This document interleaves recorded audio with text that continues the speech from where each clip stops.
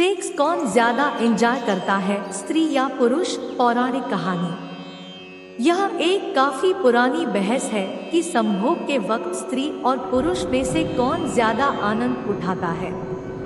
इस बारे में सबके अलग अलग मत हो सकते हैं। हिंदुओं के प्रसिद्ध धर्म ग्रंथ महाभारत और ग्रीक यूनान के धर्म ग्रंथ में इस प्रश्न का जवाब देती दो कथाएं हैं और आश्चर्यजनक रूप से दोनों पौराणिक कथाओं का निष्कर्ष एक ही है। आज इस कहानी में हम आपको वो दोनों कथाएं बताएंगे।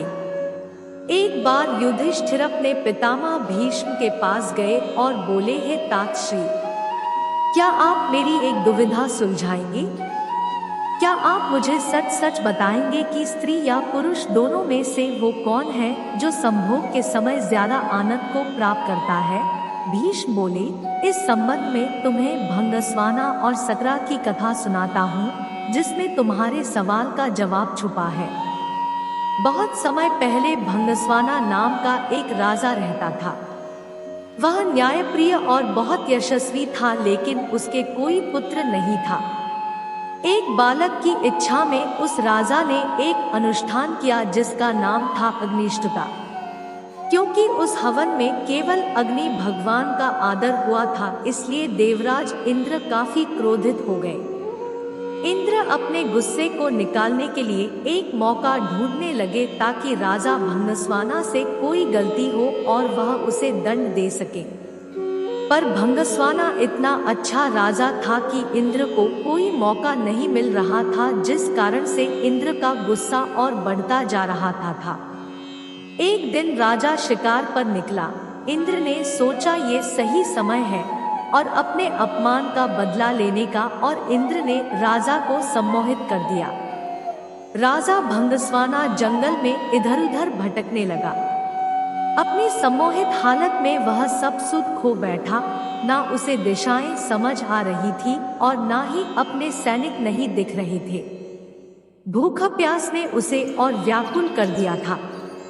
अचानक उसे एक छोटी सी नदी दिखाई थी जो किसी जादू सी सुंदर लग रही थी। राजा उस नदी की तरफ बढ़ा और पहले उसने अपने घोड़े को पानी पिलाया, फिर खुद पिया। जैसे ही राजा ने नदी के अंदर प्रवेश किया और पानी पिया, उसने देखा कि वह बदल रहा है। धीरे धीरे वह एक स्त्री में बदल गया। शर्म से बोझल वह राजा जोर जोर से विलाप करने लगा। उसे समझ नहीं आ रहा था कि ऐसा उसके साथ क्यों हुआ। राजा भंगस्वाना सोचने लगा, हे प्रभु, इस अनर्थ के बाद मैं कैसे अपने राज्य वापस जाऊंगा? मेरे अग्निष्टता अनुष्ठान से मेरे 100 पुत्र हुए हैं, उन्हें मैं अब कैसे मिलूंगा? क्या कहूंगा? मेरी रानी महारानी जो मेरी प्रतीक्षा कर रही हैं, उनसे कैसे मिलूंगा? मेरे पौरुष के साथ साथ मेरा राजपाट सब चला जाएगा। मेरी प्रजा का क्या होगा? इस तरह से विलाप करता राजा अपने राज्य वापस लौटा।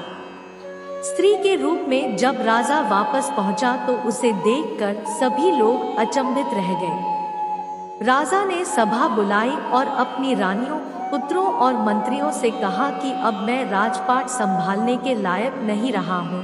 तुम सभी लोग सुख से यहाँ रहो और मैं जंगल में जाकर अपना बाकी का जीवन बिताऊंगा। ऐसा कहकर वह राजा जंगल की तरफ प्रस्थान कर गया। वहां जाकर वह स्त्री रूप में एक तपस्वी के आश्रम में रहने लगी, जिनसे उसने कई पुत्रों को जन्म दिया। अपने उन पुत्रों को वह अपने पुराने राज्य ले गई और अपने पुराने बच्चों से बोली, तुम मेरे पुत्र हो जब मैं एक पुरुष था, ये मेरे पुत्र हैं जब मैं एक स्त्री हूँ। मेरे राज्य को मिलकर भाइयों की तरह संभालो। सभी भाई मिलकर रहने लगे। सबको सुख से जीवन व्यतीत करता देख देवराज इंद्र और ज्यादा क्रोधित हो जाए और उनमें बदले की भावना फिर जागने लगी। इंद्र सोचने लगा कि ऐसा लगता है कि राजा को स्त्री में बदलकर मैंने उसके साथ बुरे की जगह अच्छा कर दिया है। ऐसा कहकर इंद्र ने एक ब्राह्मण का रूप धरा और पहुंच गया राजा भंगस्वाना के राज्य में। वहां जाकर उसने सभी राजकुमारों के कान भरने शुरू कर दिए। इंद्र के भड़काने की वजह से सभी भाई आपस में लड़ पड़े और एक दूसरे को मार डाला।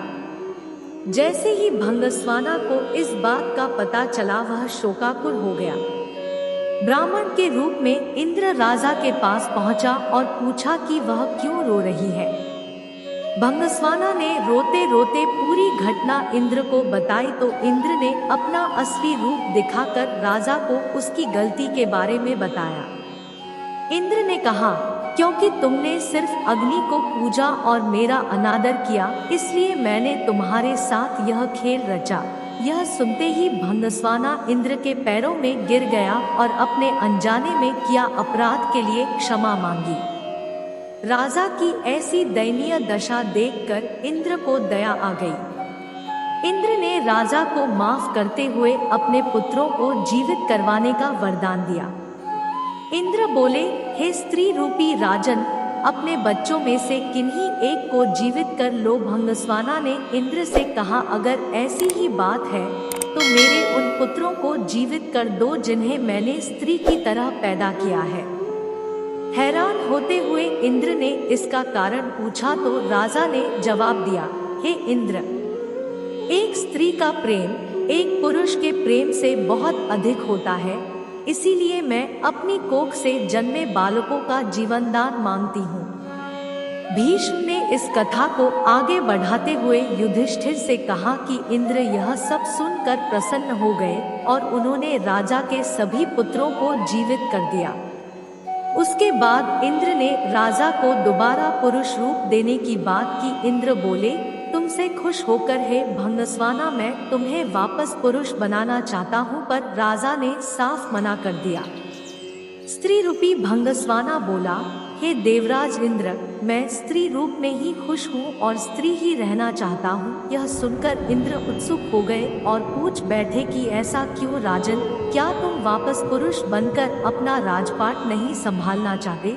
भंगस्वाना बोला, क्योंकि संभोग के समय स्त्री को पुरुष से कई गुना ज्यादा आनंद, तृप्ति और सुख मिलता है, इसलिए मैं स्त्री ही रहना चाहूंगा।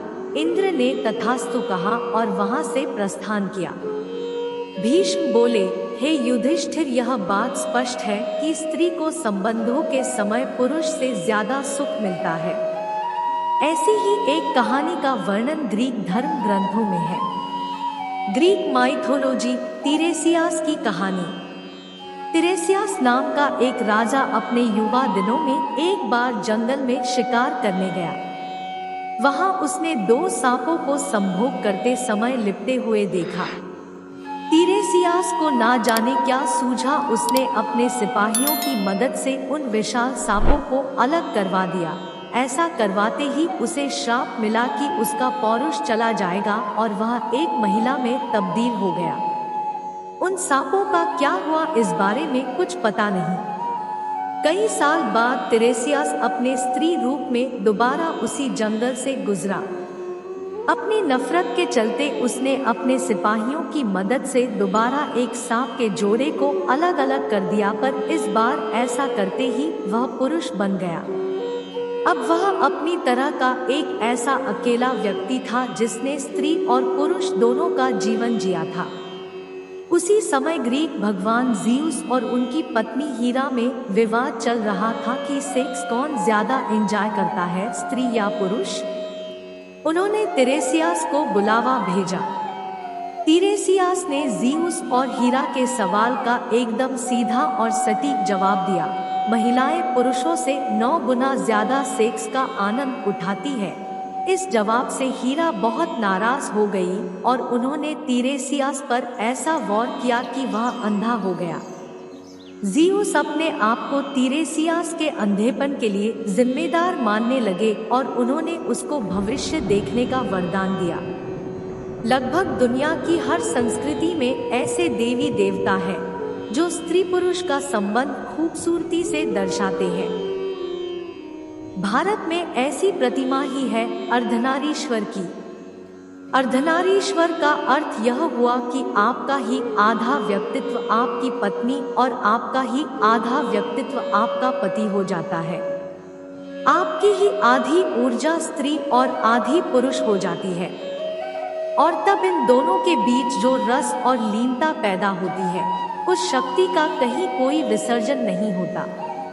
अगर यह कहानी पसंद आई हो तो चैनल को जरूर सब्सक्राइब कर ले। हम ऐसे ही कंटेंट आपके लिए लाते रहेंगे। वीडियो देखने के लिए धन्यवाद।